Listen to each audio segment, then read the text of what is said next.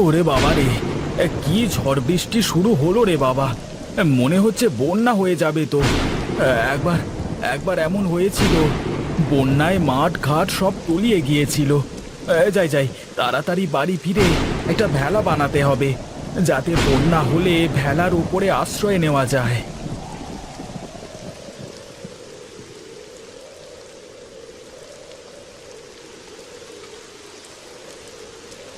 গিন্নি, বলি ও গিন্নি, কোথায় গেলে তুমি? একটু এদিকে এসো তাড়াতাড়ি।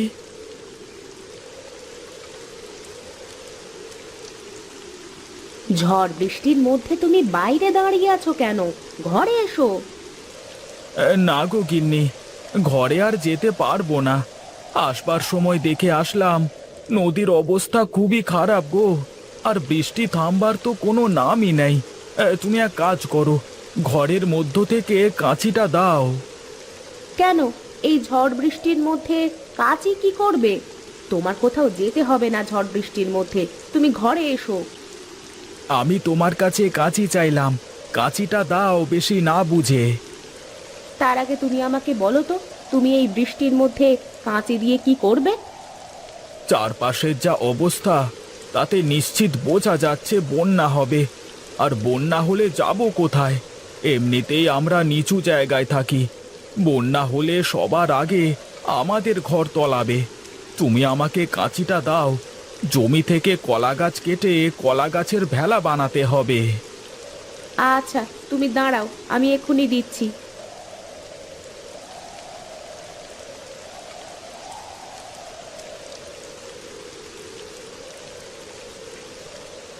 এই নাও কাঁচি।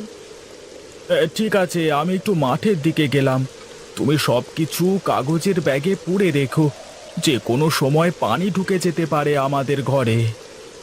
আচ্ছা ঠিক আছে, তুমি যাও, আমি সবকিছু ঠিক করে রাখছি।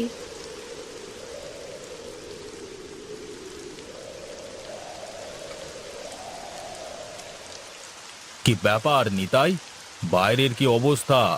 বৃষ্টি কমলো? না বাবু, বৃষ্টি কমার কোনো নামগন্ধ নেই। সেই সকাল থেকে বৃষ্টি হয়েই চলেছে।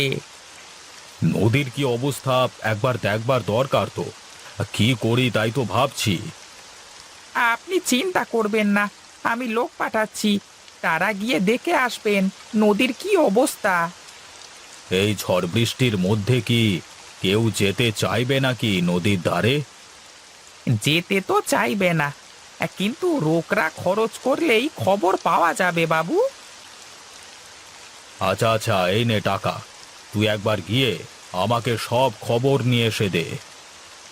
ঠিক আছে জমিদার বাবু, আপনি বসুন, আমি দেখছি।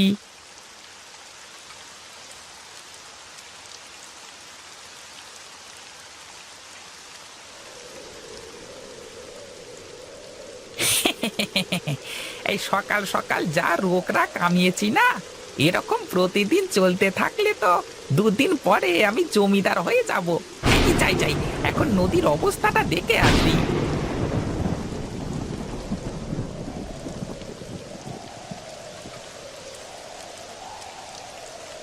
কি ব্যাপার, তুমি কলা গাছ কাটছো কেন ঝড় বৃষ্টির মধ্যে?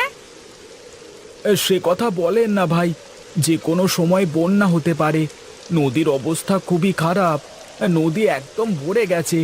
যে কোনো সময় নদীর পানি গ্রামের মধ্যে ঢুকতে শুরু করবে। কি বলিস, বন্যা হবে? তাই তো মনে হচ্ছে। আগে থেকে সতর্ক হয়ে থাকা ভালো। বৃষ্টি থামবার কোনো নামগন্ধ নেই। এভাবে যদি আরো কিছুক্ষণ বৃষ্টি হতে থাকে, তাহলে খুব তাড়াতাড়ি সারা গ্রাম ডুবে যাবে। তাই আগে থেকে কলার ভেলা বানিয়ে রেখেছি। হুম, এই চুপচাপ বসে না থেকে তাড়াতাড়ি যাই, বন্যার কথা বলে নৌকা বানানোর জন্য মোটা টাকা হাতানো যাবে। হ্যাঁ, বুদ্ধি বুদ্ধি ভাই, আমার বুদ্ধি হেভি।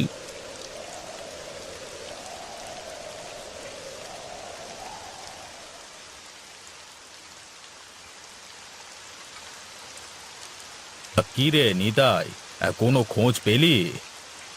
হ্যাঁ বাবু, খোঁজ পেয়েছি।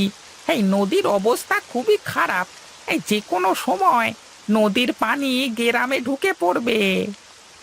তার মানে তো বন্যা রে। তা আমি এখন কি করে বাঁচাবো এই লোকজনকে এই বন্যার প্রকোপ থেকে? তুই এক কাজ কর, আমাদের লোকজন সবাইকে বলে দে সবাই আমার বাড়ির ছাদে এসে আশ্রয় নিক। বাবা, আপনি যে চিন্তায় চিন্তায় একদম পাগল হয়ে গেছেন দেখছি। কেন? আমি পাগল হতে যাব কেন? এছাড়া কি আর কোনো উপায় আছে? বাবু, গ্রামের 10 ভাগের 1 ভাগ লোকও আপনার বাড়ির ছাদে আঁটবে না। তাই তো, আমি এখন কি করে বাঁচাবো আমার লোকজনকে? বাবু, আপনি যদি বলেন তাহলে আমি একটা কাজ করতে পারি। হ্যাঁ হ্যাঁ, বল বল, তোর মাথায় যদি কোনো বুদ্ধি থাকে তাহলে আমাকে বল সেটা। বাবু, বুদ্ধি একটা আছে, কিন্তু এ তো অনেক টাকা খরচ পড়ে যাবে। এত খরচ দেবে কে বলুন দেখি? যত টাকা লাগে সব আমি দেব, যে করি হোক আমার লোকজনকে বাঁচাতে হবে। তুই টাকার কোনো চিন্তা করিস না। কি বুদ্ধি পেয়েছিস সেটা বল। বাবু, আমি বলছিলাম কি, এখন আমাদের হাতে অনেক সময় আছে। যদি গ্রামে পানি ঢুকতে শুরু করে তারপরও পুরো দিন লেগে যাবে পুরো গ্রাম তলাতে। আমরা যদি বাইরের গ্রাম থেকে নৌকা কিনে নিয়ে আসি তাহলে কেমন হয়? অনেক বড় বড় নৌকা কিনতে হবে। এতক্ষণে তুই একটা সঠিক বুদ্ধি দিয়েছিস। তুই দাঁড়া, আমি টাকা নিয়ে আসছি। তুই নৌকা কেনবার ব্যবস্থা করবি, কেমন?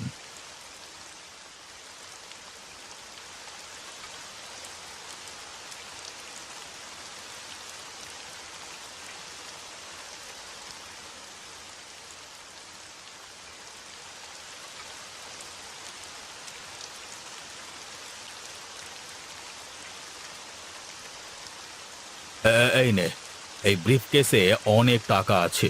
তোর যত টাকা লাগে খরচ করিস। যা, দ্রুত গিয়ে নৌকা। গিন্নি, ও গিন্নি, কোথায় তুমি? দাটা নিয়ে একটু বাইরে এসো তাড়াতাড়ি।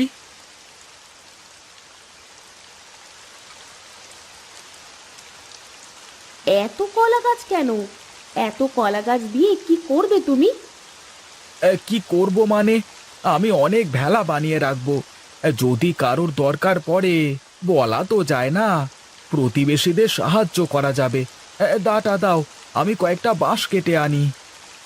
এই নাও দা। তোমার বাড়ির প্রয়োজন নেই এই সমস্ত জিনিসপত্র সব গুছিয়ে রেখেছো তো? হ্যাঁ, আমি সব জিনিসপত্র গুছিয়ে ফেলেছি। তুমি তাড়াতাড়ি তার সাথে ঘরে আসো।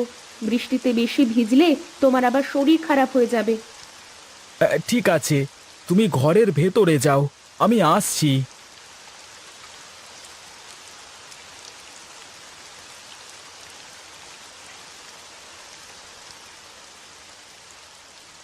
গিন্নি, দেখো আমার হাতে কি। কি আবার হবে? জমিদারের ফালতু কাগজপত্রের বাক্স ছাড়া? না গো গিন্নি, এই ব্রিফকেস ভর্তি টাকা। কই দেখি দেখি, ব্রিফকেসটা খোলো তো। ওরে বাবা, এত টাকা! আমি এত টাকা একসাথে কখনো দেখিনি। এই টাকা দিয়ে আমাদের সারা জীবন খুব ভালোভাবে কেটে যাবে। তা তুমি কোথায় পেলে গো এত টাকা? এই জমিদার বাবু আমাকে দিয়েছেন এই টাকা দিয়ে নৌকা কেনবার জন্য, কিন্তু এর অর্ধেক টাকা আমার আর অর্ধেক টাকা দিয়ে নৌকা কিনতে হবে। কেন, এই সময় আবার নৌকা কি হবে? আরে বৃষ্টির পানিতে নদী একদম ভরে গেছে। যে কোনো সময় নদীর পানি গ্রামে ঢুকে সারা গ্রাম তলিয়ে যাবে গো। তাই লোকজনকে আশ্রয় দেওয়ার জন্য নৌকা কিনতে বলেছেন। রাখো তোমার লোকজন, জামা কাপড় গোছাও, আর আমরা এই টাকা নিয়ে পালিয়ে যাব। কিন্তু মানুষজনের কি হবে? সে মানুষজনের যা হওয়ার হবে। তুমি এখন চলো তো, আমি যা বলি তাই করো। কথায় আছে না, হাতের লক্ষ্মী পায়ে ফেলতে নেই। আচ্ছা ঠিক আছে, তাই হবে।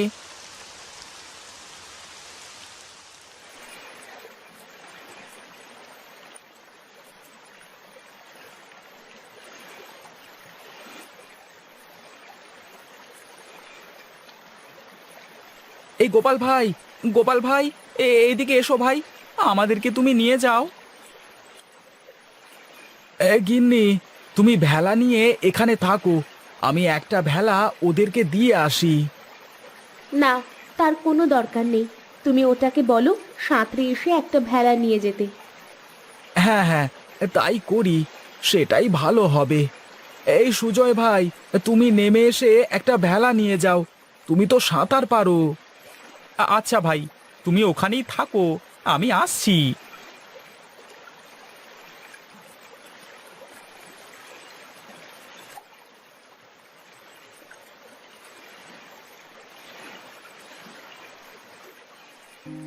কি যে করি, লোকজনদের কি করে বাঁচাবো আমি? তুমি কোনো চিন্তা করো না, ঈশ্বর একটা না একটা ব্যবস্থা ঠিকই করবেন। কিন্তু এই নিতাই কোথায় গেল? ওকে তো আমি অনেকগুলো টাকা দিয়েছিলাম নৌকা কেনবার জন্য। ওই ব্যাটা ভেগেছে মনে হয়। এতগুলো টাকা ওর হাতে দেওয়া একদম ঠিক হয়নি।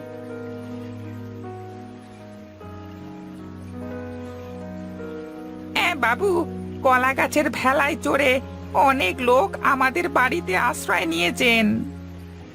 যাই হোক, গ্রামের মানুষের শেষ সম্বল তাহলে এই কলা গাছের ভেলা। যেভাবেই হোক, লোকজনগুলো আমার বাড়িতে পৌঁছাতে পারলি হলো। হ্যাঁ বাবু, আমি সবার জন্য শুকনো কাপড়ের ব্যবস্থা করছি, আর বাড়ির দোতলায় সবার থাকবার ব্যবস্থা করছি। ঠিক আছে ঠিক আছে, তাই যা তবে।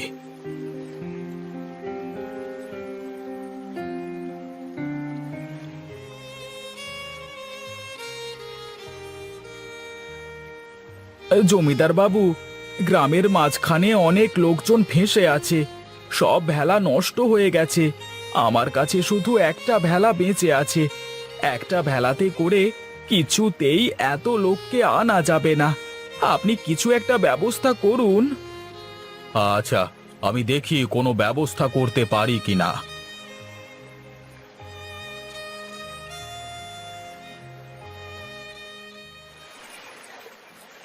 বাবু, আমি এসেছি।